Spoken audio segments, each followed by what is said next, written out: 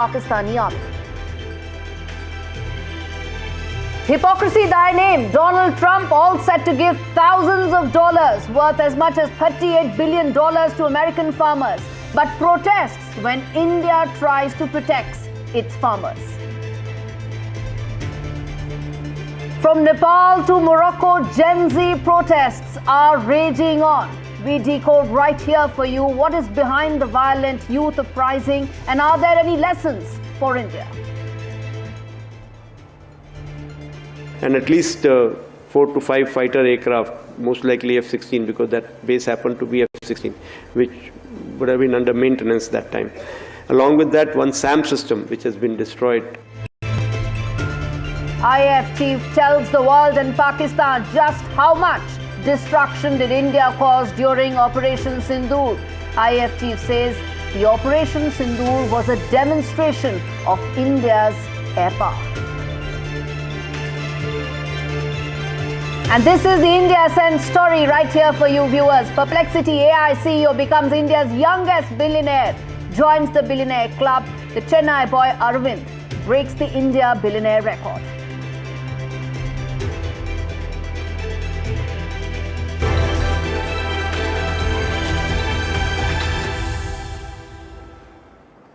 Viewers, our big story this week. What's happening in Pakistan? Last month, the Pakistani military bombed its own people in Khyber Pakhtunkhwa, killing 30 civilians, which included women and children. Now there are massive protests in Pakistan-Occupied Kashmir, and people have been killed as well when they were revolting against the repression of the Pakistani army. Now, in fact, a big believer in internationalizing conflicts, the generals of the Pakistani army are now dreading what's likely to happen next. The PoK diaspora community is likely to hold protests across the US, Europe and other parts of the world, documenting the kind of excesses that the Pakistani army has been committing. The protests this week in Pakistan-Occupied Kashmir weren't the first in the region. They have been repeated unrest due to continued problems that have been there because of neglect and because of systemic corruption. In fact, in 2023, Pakistan increased the rates of electricity, withdrew subsidies on wheat, and people were up in arms. They were on the streets. But that was also brutally crushed by force by the Pakistani military. Prices have been soaring, people don't have jobs, there is no development, and there is massive corruption. Viewers, there's a reason why a large part of the boat casualty victims due to overcrowding during attempted and failed migrations actually are residents of Pakistan-Occupied Kashmir, because they have absolutely nothing else to look forward to. Prices of essentials are now out of reach, and demography has been completely altered to serve the interests of the Punjabi generals of the Pakistani army. Now, for India, this has massive ramifications. First and foremost, it means we need to keep a very tight vigil on what is happening. We need to be prepared for these protests to possibly gain momentum as well and probably become much bigger. Listen in to what India's spokesperson had to say about these protests, and then we come back and tell you why this is a pattern and not an isolated instance. We have seen reports on protests in several areas of Pakistan-occupied Jammu and Kashmir, including brutalities by Pakistani forces on innocent civilians. We believe that it is a natural consequence of Pakistan's oppressive approach and systemic plundering of resources from these territories, which remain under its forcible and illegal occupation. Pakistan must be held accountable for its horrific human rights violations. There is now a clear pattern. There is Balochistan, there is Khyber Pakhtunkhwa, and there is now Pakistan-Occupied Kashmir. What next is the question. Well, Asim Munir will do well to stop whining and dining with Donald Trump and focus more on fixing his country.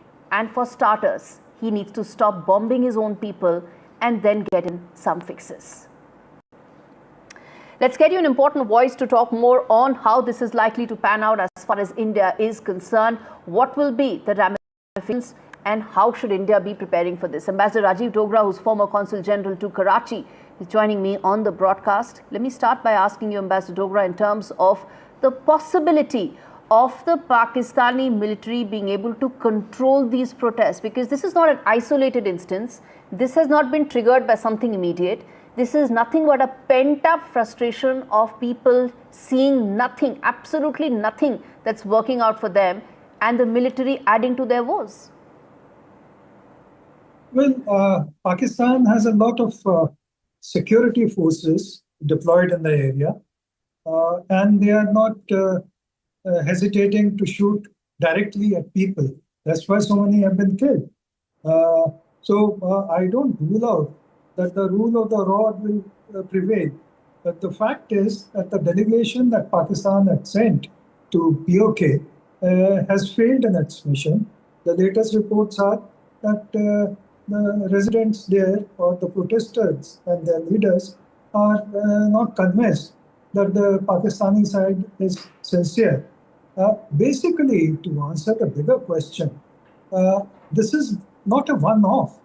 This protest has been going on time and again for the last 2 years. Yes.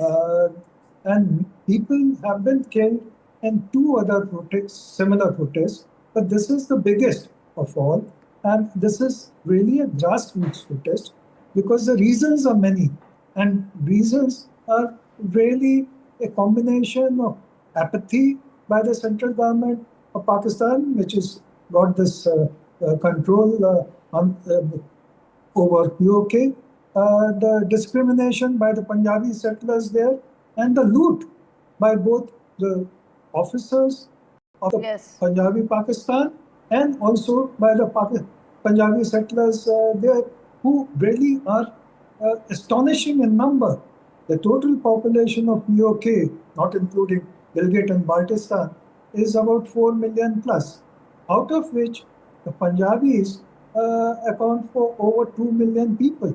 That means the demography of PoK has been changed, and Yes. yet there are huge protests.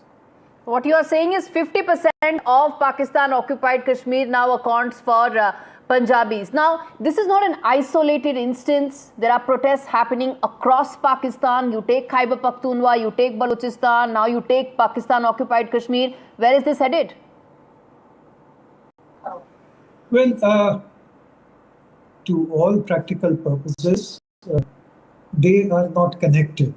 The protests are not only in Khyber Pakhtunkhwa, but also in Balochistan. And they are much more intense and long-term in their sort of struggle against Pakistan. PoK is much smaller in terms of population in comparison to the other two, and it is at a much weaker wicket. Just to give you one statistic, out of 4 million plus population, there are only 5,000 income taxpayers. And I don't have the exact data, but I'm sure those 5,000 will also be the Punjabi settlers. As for the Kashmiris, if you look at the clothes of the protesters, it is pitiable because they obviously seem to be in extreme poverty. And it is what they see from Jammu and Kashmir and people, lifestyle of people there, the extremely wealthy lifestyle in comparison, that must be adding to their resentment. And that must be the reason why they would much rather merge with India, as they should, than live under the gunfire of Pakistani army. All right, I'm going to leave it there, Ambassador Gaurie. Thanks much for speaking to me. At the end of the day, India is keeping a very close watch on how things are unraveling, and rather quickly, for Asim Munir in Pakistan.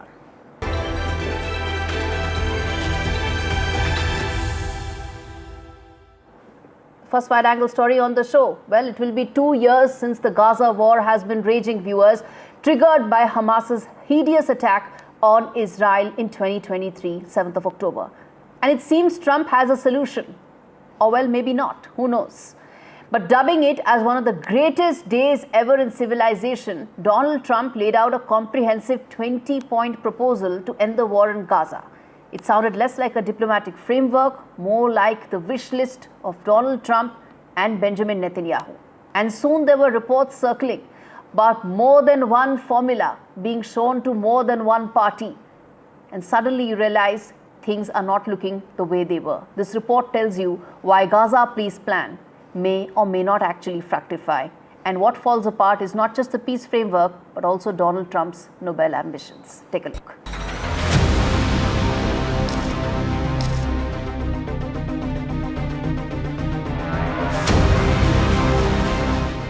A deal that promises peace in Gaza, a blueprint for stability in the Middle East. Sounds too good to be true? That's what US President Donald Trump promised this week with his 20-point framework. A proposal embraced by Israel and endorsed by key Arab nations, including Qatar and the UAE. Beneath the grand announcement, the deal is fragile.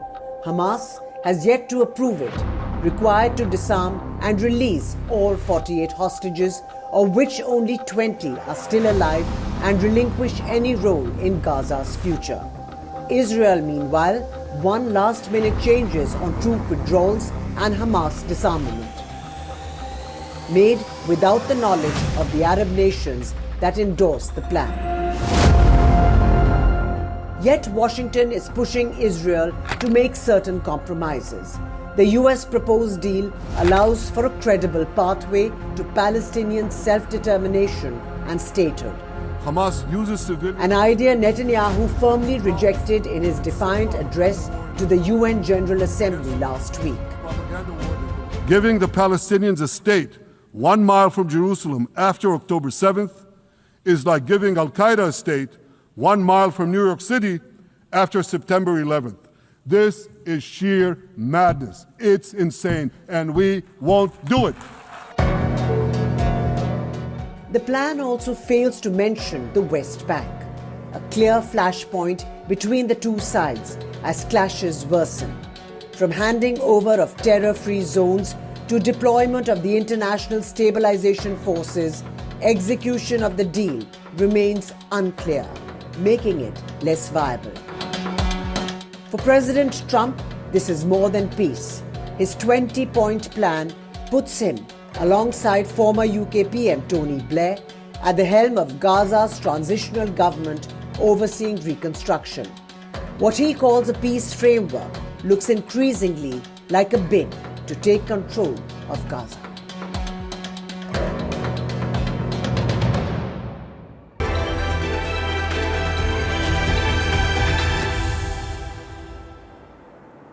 Turning attention now to the other wide-angle story on the show. Donald Trump is a man of contradictions, but he's also a man of deep hypocrisy. He preaches something to someone and does the complete opposite when it comes to himself. And no, I'm not even talking about the fact that India is penalized for buying Russian oil when the biggest purchaser is China and has been given yet another extension in tariff deadline by Donald Trump. I am talking about Trump administration's repeated pampering of the agriculture sector. They are now going to get doleouts worth $35 billion, maybe up to $50 billion from two funds, from USDA's Commodity Corporation Fund and possibly even from the funds that have been collected by way of higher tariffs. Now, this could be $1,000 to $2,000 per person, even more, depending on how much do American farmers actually need. Now, let's understand this. American farmers make up 2% of the workforce. They get subsidies to the tune of billions of dollars. Compare that to India. They make up about 45% of the workforce. Revenues are stuck at 17% of the GDP, but there are rural women who are at the forefront of agriculture, particularly dairy farming, which is why this is so important. Now, when India says we need to protect our farmers in terms of keeping it out of a trade deal, suddenly Trump administration decides to penalize New Delhi for it. One must ask, farm subsidies in USA came in 1933. Yes, viewers, 1933. It has been continuing for over 9 decades later. One can ask how many times has the American economy grown since then? But why are they still there? Well, for the exact same reason that India protects its own farm sector. The social cost of uprooting and upheaval is much larger than what is made up in terms of removing these farm subsidies. And that is why calling out Trump's hypocrisy is so important? Listen in to what Donald Trump had to say about his favorite word in the dictionary, tariffs. I love tariffs. Most beautiful word, but I'm not allowed to say that anymore. I said tariff is my favorite word. I love the word tariff. You know, we're becoming rich as hell. My favorite word in the English dictionary is the word tariff. And people thought that was strange. And the fake news came over and they really hit me hard on it. They said, what about love? What about religion? What about God? What about wife, family? I got killed when I said tariff is my favorite word. That is Hypocrisy 101, viewers, but there is, well, more drama in Trumpland as the US president is back on the attack, this time not against foreign enemies, but against America's own generals. This week saw Defense Secretary Hegseth take on his own, mocking top military leaders, calling them fat and woke, as if physical appearance or diversity training is a greater threat than global instability. Even calling for a purge of Pentagon leadership, as if the armed forces were a reality TV show, not the spine of American defense. Listen in to what the Defense Secretary had to say, lecturing, preaching, and talking down to military veterans. If the Secretary of War can do regular, hard PT, so can every member of our joint force. Frankly, it's tiring to look out at combat formations, or really any formation, and see fat troops. Likewise, it's completely unacceptable to see fat generals and admirals in the halls of the Pentagon and leading commands around the country and the world. It's a bad look. It is bad, and it's not who we are. Viewers, this is not about national security. Let's be very clear about it. It's not even about military readiness. It's about optics, weaponizing the image of the military to score political points. But let's ask the real question here. What exactly is the goal here? Replacing seasoned military commanders with those who passed Trump's loyalty test, substituting strategic expertise with political obedience. Because history shows us in vivid, bloody detail what happens when militaries become tools of one man's ego. Mocking generals for their weight or their values doesn't make the US safer. It just makes the message clearer that for Donald Trump and Pete Hegseth, loyalty is above everything. Even respect for the nation and service comes a distant second.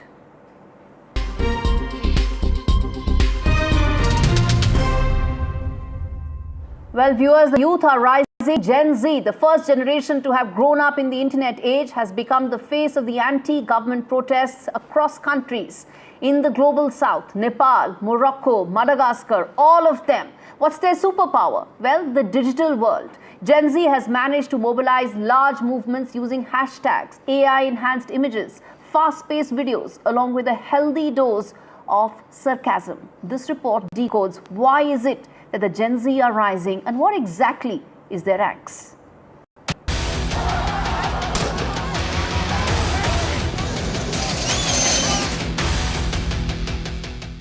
Young, tired, restless. Across continents, the youth or the Gen Z are rebelling.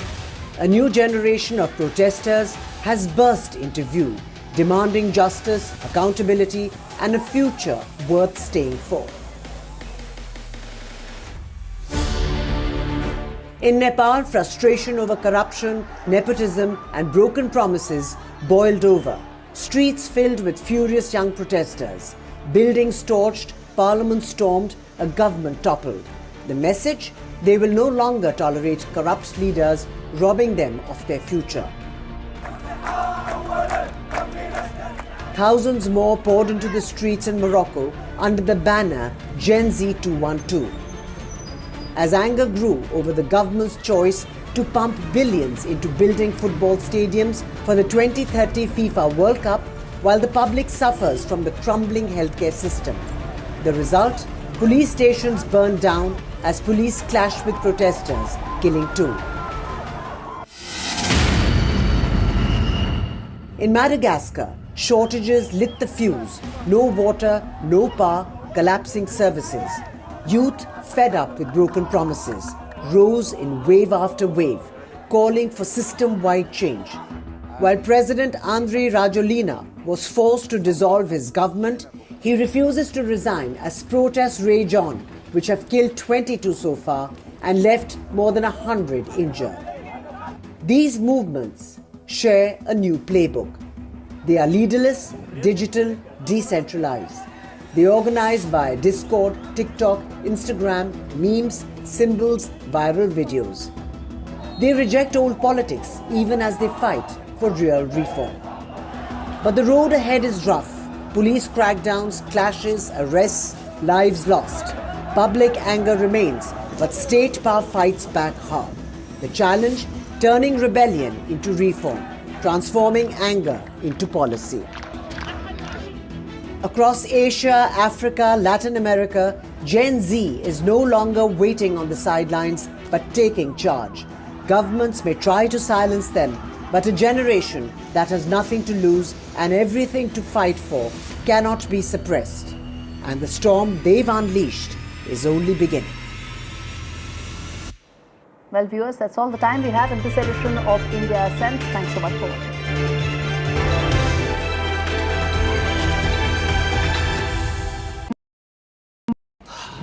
Salute है जी, आप देश की रक्षा में जान लगा देते हैं और आप घर घर में तार लगाते हैं जी। ई बीम टेक्नोलॉजी से बनी, न जले न पिघले, सबकी रक्षा करे।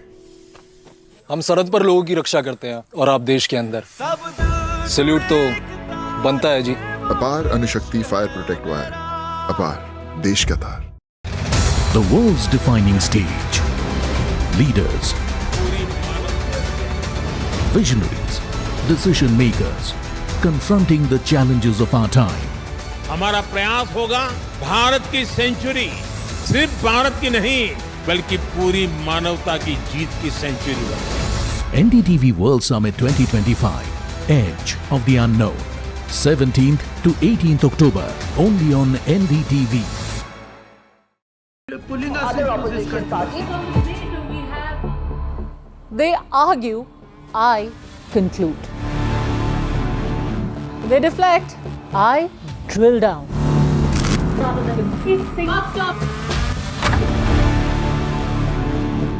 This isn't a free-for-all.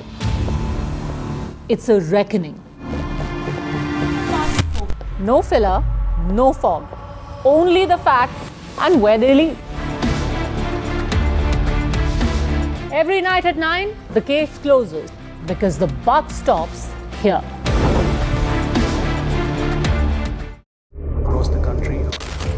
He has tracked the pulse of power from Washington to Korea. Witnessed history being made in global capitals and conflict zones. Brought clarity to complex issues of national security and international affairs. And now, Aditya Raj Kaul begins a new chapter at NDTV. Actually, I'm taking off because the stories I cover don't sit still. To bring the world to India and to take India to the world, I need to be where action is. Aditya Raj Kaul, covering international affairs like no one else, only on NDTV network.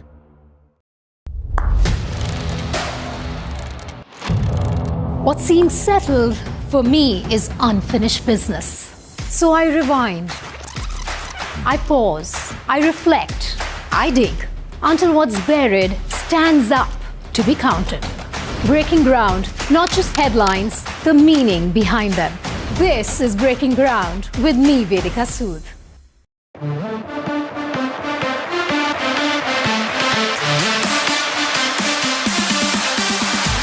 NDTV Good Times is something that we're supremely excited about. We just don't want to do live entertainment. We want to create experience for you. And NDTV Good Times is one of the most marquee and iconic ideas that NDTV came up with.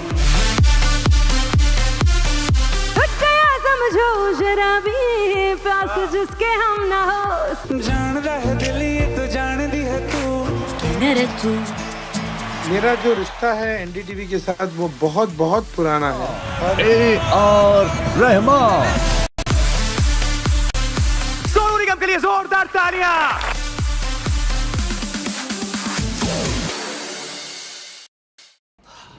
Salute है जी, आप देश की रक्षा में जान लगा देते हैं। और आप? घर घर में तार लगाते हैं जी। ई बीम टेक्नोलॉजी से बनी, न जले न पिघले, सबकी रक्षा करे। हम सरहद पर लोगों की रक्षा करते हैं और आप देश के अंदर। सैल्यूट तो बनता है जी। अपार अणुशक्ति फायर प्रोटेक्ट वायर, अपार देश का तार। हेलो हेलो, बोलिए मैडम। डब्बा ट्रेडिंग कब से चल रहा है पता है मैडम आपको? हम और आप तो जन्म भी नहीं हुआ था हमारा। We investigated a shady advisory firm that has spent big bucks on advertising on the front pages of national dailies. ये आपको बिल्कुल उसका ऐसे हल्का सा भी खौफ नहीं है? मैडम एक बात को खौफ किस लिए रखना चाहिए तो बताओ, कौन सा गलत काम कर रहा हूँ मैं? After our report, we also saw NSE came out with a cautionary circular to the investors. Market Regulator Securities and Exchange Board of India has also come out with a release talking about the actions that it has taken. Cyber complaint has also been filed against the entities involved in this entire Dabba trading scam.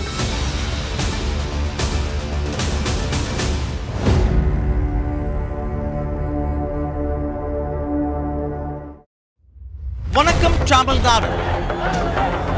Well, the battle for Tamil Nadu 2026 is open now.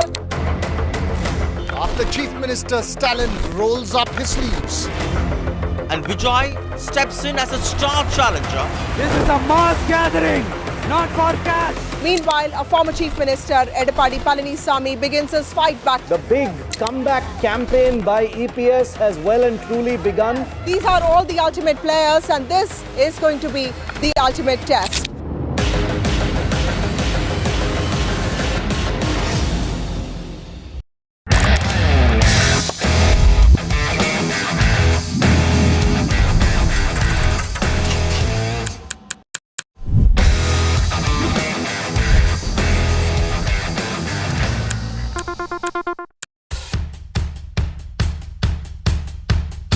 The markets move fast. And so should your portfolio.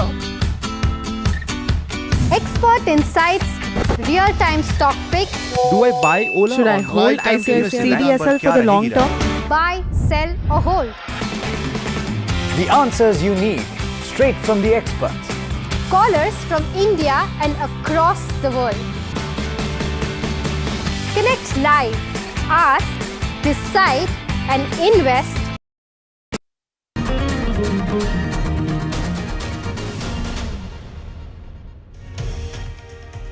Hello everybody, you're watching NDTV and this is the Southern View. Coming up on the show, a face-off between the BJP and Congress party on the Ravan jibe that a Congress leader has taken on the Prime Minister. Also, Tamil Nadu Chief Minister M.K. Stalin has hit out at the centre for the NDA delegation that was sent to examine what happened in Karur. He has asked, why did the BJP not do the same for Manipur? All that and more coming up, but first up, the headlines.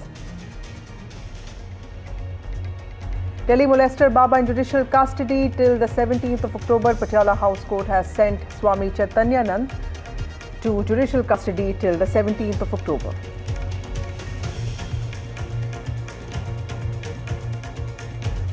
EC panel will visit Bihar for 2 days. EC meets central observers from Bihar.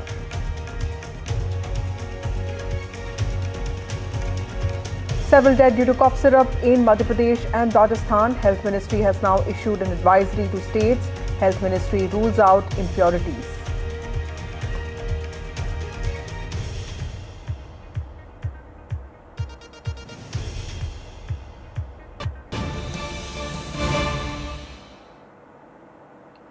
Well, Union Minister for Parliamentary Affairs Kiran Rijiju has now taken on Congress leader and leader of opposition in the Lok Sabha Rahul Gandhi for his comments made on cars and bikes. The minister has mocked Rahul over the comment that he has made yesterday in Colombia. Mr. Rijiju has said our nation's image is at stake here. He has also said that Indians have the reputation of being intelligent and the LOP needs to be more careful. Within India, it's fine, but in a foreign country, one needs to be mindful as our nation's image is at stake. That's what the Parliamentary Affairs Minister has said. Let's listen in to what he said.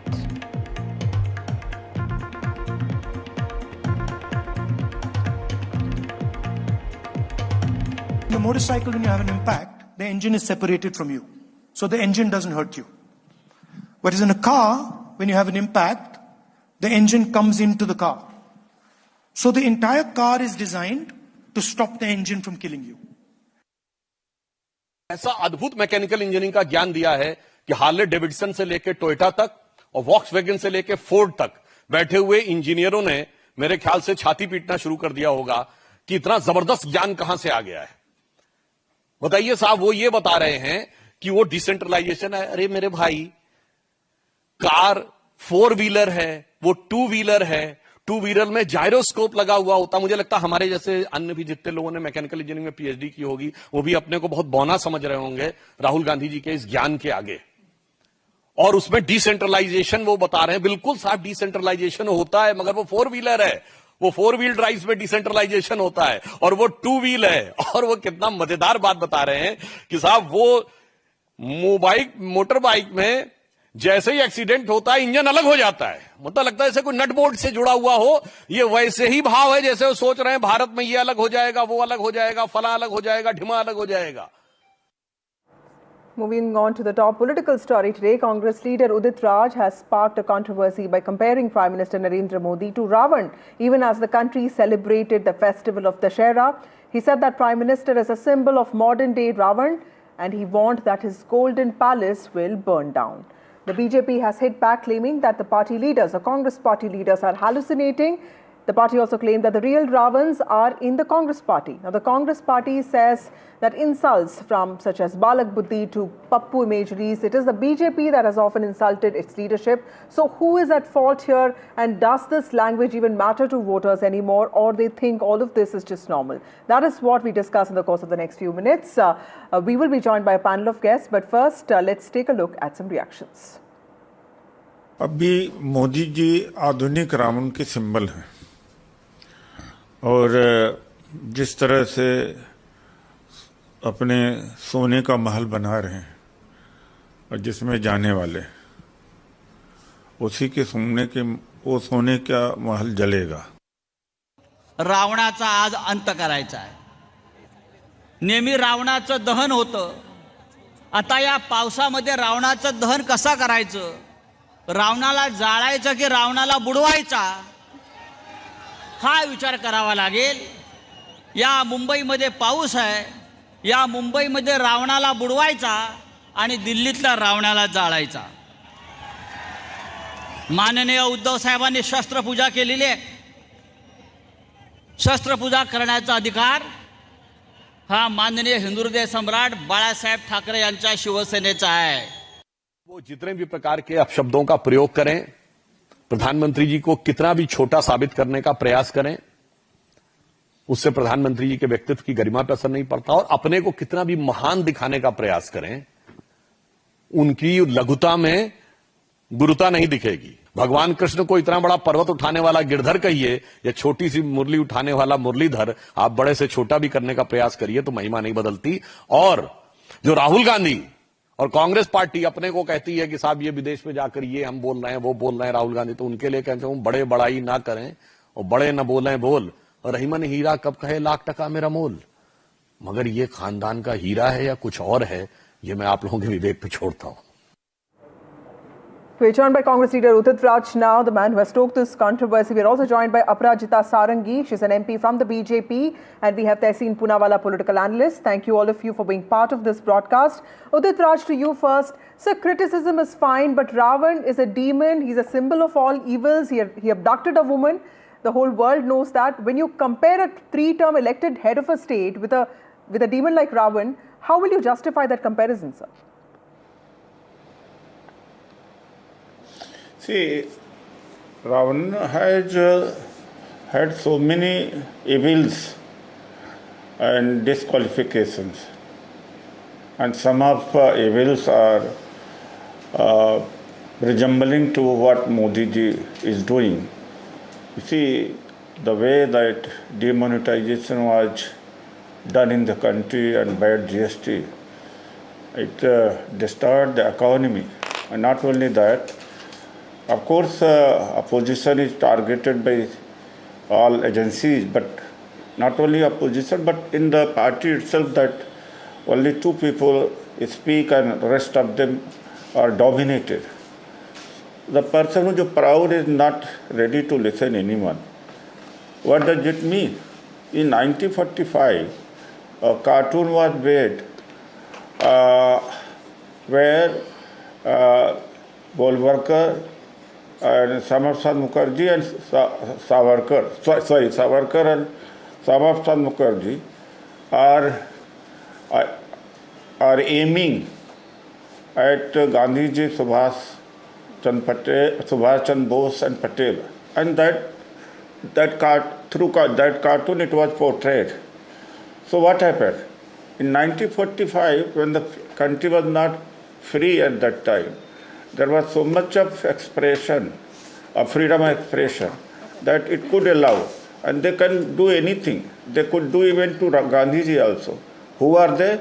They are the forefathers, they are the guardian, they are mentor of Gandhiji. Sorry. Udit Raj sir, I'll come back to you. Let me take one reaction from the BJP spokesperson. And it's a symbol. Okay, got it. Aparajita Sarangi, the Congress says that these are just words to drive home a point, not an abuse, and that in a democracy all of this cannot be silenced. Your response? A very good evening. I start with a quote. To every action of Prime Minister Modi, there is an equal and opposite negative reaction from the Congress and Congress's allies. It's extremely unfortunate that Congress has been behaving like this all through, and let me tell you that I have come today with the list of abuses that they have hurled over the Prime Minister over the past so many number of years. Now here is the list I wish I could share with you. There are 128 abuses in this booklet. What, who and when, all these are here. So I think they are a frustrated lot. Rahul Gandhi ji has been spearheading elections, and in every election he is losing. About 90 times they have lost over a period of time in the last couple of years. So I think because of their frustration, because of their despondency, all these abuses are coming out of their mouth. And I'm really aghast. Suppose a person like Udit Raj ji speaks like this, the High Command should take cognizance immediately and reprimand the person concerned. How is it possible? I remember, in fact, in 2007, Maut Ka Saudagar by Sonia Gandhi.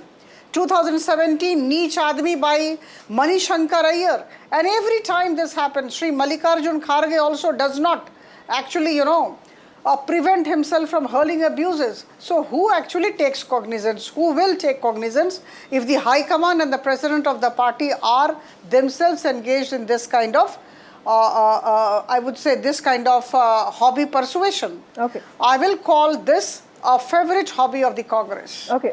They are very fond of hurling abuses at Prime Minister Modi, knowing fully well, knowing fully well that 3 times he has won the mandate, and again there is absolutely no alternative in the country. There is no denying the fact that he is one of the most popular leaders of the world, and still in the country, 3rd time, he enjoys tremendous credibility among people. Okay. So I think these people are talking like this because they are a frustrated lot. Right. Even politically speaking, Udit Raj, when you use metaphors like Ravan, the whole point of criticism that you wanted to make gets lost because people might end up focusing on that part of your conversation, right? So isn't it in some ways really counterproductive? I think if it is visible, see, this cartoon was made by whom? And Hegdewar and Syamapsad Mukherjee. There's no problem with freedom of expression. And you have the right to say what you want. But when you talk about what you said, aiming at Gandhi ji, Subhash Chandra Bose ji, and Patel ji. See what happened. I'm very disappointed that Aparajita ji, an IAS officer, and doesn't she know that is the way to express? So it's expression, not abuse. And the language of abuse is always used by BJP and of course Prime Minister himself. The way he has addressed, he has used so many words, and of course On television also they are using such a filthy language and abuses, which I have not done. This is of course, symbol of expression. Let me ask a question to Aparajita before I go to Tehseen. And analogy and comparison. Right.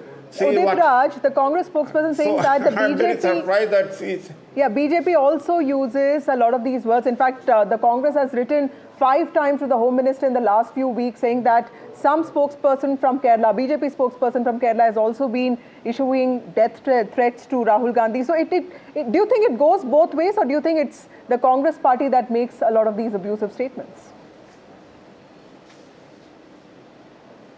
Aparajita Sarangi. The question for me? Yes, ma'am. Yes. See, let me tell you that 2 wrongs do not make a right. They can't justify their stand. And I showed you a list of 128 abuses. They are with me at this juncture. And if you go through them, you feel ashamed that there is the opposition party of the country is led by them. Unfortunately, they are the opposition in the Lok Sabha. It's extremely shameful. Now, let me tell you, the leader of the opposition comes out and gives a PowerPoint presentation and moves around in the country and beyond the country and keeps on hurling abuses at the Prime Minister and his ways of functioning. But let me tell you, in the tirades of the Congress,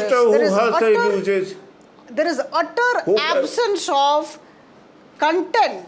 There is utter absence of argument, there is utter absence of logic, and there is utter absence of proof and evidence. Where is the proof? Where is the evidence? Okay. You go on saying things against the Prime Minister. I think every abuse of the Congress is strengthening the position of the Prime Minister. It's a Prime Minister who does it. Okay, Tehseen, let me come to you. Not our high command, not our leaders. It's Prime Minister who has been always hurling the abuses against the Congress and you've been a Congress supporter. Does the Congress party believe in targeting the Prime Minister personally? Because, all of us as journalists also want to listen to criticism. But the fact is, everything about governance becomes so personalized. Why does this happen repeatedly, and who does it help? Thank you, Vasudha, for having me on the show. Thank you. Good evening to all my fellow panelists, to the NDTV viewers. There are 2 aspects to this. What the Honorable Present MP said about a list of 120 odd abuses about, hurled at the Honorable Prime Minister of India. I could also give you abuses like Jersey cow, Balak Buddhi, Italian Bachda, held at the most honorable leader of opposition by the BJP, some by the most honorable Prime Minister. In fact, Giriraj Singh ji said about Mrs. Gandhi that she wouldn't get a single vote if she would have been dark-skinned. It is because she's fair, Gaurie chamdi, that she gets vote, and no action was taken. May I also remind you of other abuses hurled at the Congress leadership. In fact, a Congress spokesperson on national TV was abused in such filthy language by a BJP national spokesperson. No action was taken. We saw against Colonel Sofia Qureshi, etc., and the BJP seldom takes action. But here's where I differ from the Congress. You see, in this political tutu meme, the standard has fallen down everywhere. But in this political tutu meme, when the Congress does it, as you rightly said, I would have today been on your show, we would have been discussing the economy or GST or issues in which we can actually slam the BJP because there's so many issues. It gets diverted to these issues that help the BJP win. Look, by abusing, the BJP MP is right, the Prime Minister is extremely popular. Yeah. People don't like abuses on the Prime Minister. People want to hear critique of the BJP. People want to hear criticism of the BJP. When you make it personal on the Prime Minister, the fact is the BJP gets an advantage. The fact is that becomes a topic of discussion. And it's not because media is godi or media is bad. It's just that if a Prime Minister is being targeted, it will be the topic of discussion. So if you have to target the Prime Minister, do it on issues where the Prime Minister has a weak record. Maybe the economy, maybe jobs, maybe whatever. You could do it on that in a more manner of gravitas. I have another point. The Congress is the party of Nehru, Gandhi, Maulana Azad. They had differences of opinion. But that differences of opinion is, again, in public domain with a lot of gravitas, with a lot of respect, done very democratically. When you do it in a manner as in to troll somebody, you're not holding the Congress legacy up. That's my personal opinion. I know people make it upset. So I think there's so much to slam the BJP on. Let's do it on that. Don't get personal with the Prime Minister. It won't even pay you political dividend. Okay, Aparajita Sarangi, how would you respond to that, ma'am? Because the Congress party, before that, Udit Raj also pointed this out. Yes. Yeah, the fact that the BJP, the understanding or the narrative of the BJP turns I agree with Mr. Poonawalla. Yeah. No, ma'am, I was asking you that I agree with Mr. Poonawalla to the extent that every attack on governance on the Prime Minister as an insult to his caste, his origins, also the nation. Do you think that is something that is also catching people's imagination? See, every abuse by the Congress boosts the popularity of Prime Minister Modi. I think we must acknowledge and appreciate this fact. Every election and Prime Minister Modi and his party is the winner. Why so? Because, people, the voters reward dignity. The voters punish arrogance. The voters punish this kind of expression of frustration, despondency and ill will. I think people are very smart. The voters are very smart. They know what's what. See, what we expect from the Congress, as far as the leader of opposition is concerned, he can speak anything and everything against Prime Minister Modi and his policies and the quality of implementation of his policies within the Lok Sabha and outside the Lok Sabha and within the boundaries of the country. We agree to that. There is absolutely no denying the fact that that is in his job chart. He should be doing that.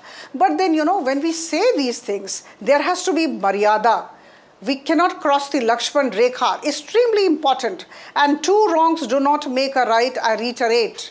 All of us are bound by that particular, Lakshman Rekha we all need to respect, whether it is this party or that party. But then, calling the Prime Minister the most popular person in the country and one of the most popular leaders in the world as a Ravan, I think this is demeaning yourself. This shows what kind of sanskar you have. Okay. You can't just stoop to that level. And this is extremely, I think this hurts the people of the country because they have chosen the Prime Minister. Right. They have chosen Prime Minister Modi to sit in that chair. Right. And it is basically not hurling abuses of the Prime Minister. It is hurting the sentiments of people who have voted for him. Okay, closing remarks, Tehseen. Very quickly, your closing remarks. Look, may I request the Honourable Member of Parliament, in this, instead of just tutu meme, if the Honourable Prime Minister and the Honourable Leader of Opposition can sit for a cup of chai and we have a roadmap in our politics where we don't cross a certain rekha. The MP is right that there are personal attacks on the Prime Minister. But then Balak Buddhi on the most Honourable Leader of Opposition or regularly targeting him as Pappu or using names that are not required or even the sarcasm about a member of parliament when she laughed in parliament, though the Prime Minister did not take the name or say anything, but the inference to that. So I am saying let us have a certain decorum in national politics, and the Prime Minister being popular as he is, if he can show us the path. For starters, if you're BJP MP who abused a Congress spokesperson with the most filthy language, if you could take action. He's not even a big spokesperson of yours. Or, the minister who called Colonel Sofia Qureshi Atankwadi ki beti. At least stand up for that. If you all do it, the others will be forced to follow. You all are the governing party. Okay. There's a lot of respect the Prime Minister commands. Let him lead with actions. And then the opposition can also follow. Okay. But why don't you all take the lead? Why does it have to be a hit for... Political leadership on both sides need to be far more mindful of what their spokespersons say, because sometimes it's also very difficult to monitor who's saying what, right? So, I don't know how parties like the BJP or even the Congress would even be able to do something like that. Aparajita Sarangi. Yes, we want the Congress to engage with us as far as, issues are concerned, as far as policies are concerned, the quality of implementation of policies are concerned. I think these are the